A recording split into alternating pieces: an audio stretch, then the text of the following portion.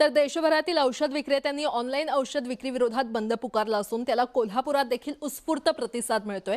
आज सकाळपासूनच शहरातील बहुतांश मेडिकल दुकानं बंद असल्याने औषधं खरेदी करण्यासाठी आलेल्या नागरिकांना अडचणींचा सामना करावा लागतोय।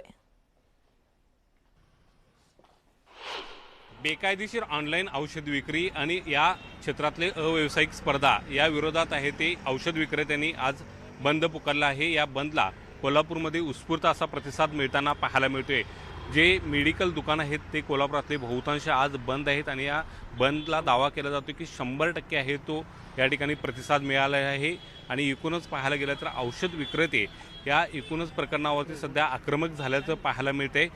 ऑनलाईन जी औषध विक्री होती ती बेकायदेशीररित्या आहे आणि त्यावरती बंदी आणावी आणि या क्षेत्रातली अव्यावसायिक स्पर्धा थांबवावी अशा पद्धतीची मागणी घेऊन जवळपास देशभरातले 12.5 लाख औषध विक्रेते आज या आंदोलनामध्ये आहे ते उतरलेले आहेत आणि कोल्हापूर जिल्ह्यामध्ये सुद्धा याला मोठा प्रतिसाद आहे तो मिळताना पाहायला मिळते।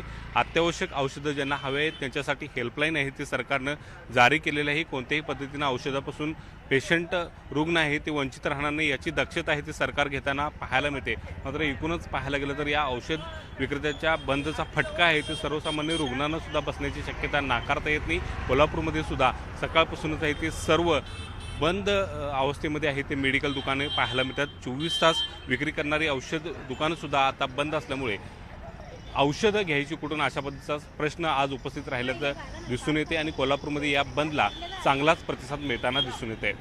Video journalist Sandeep Patil, Dnyaneshwar Salunkhe, news 18 Marathi, Kolhapur.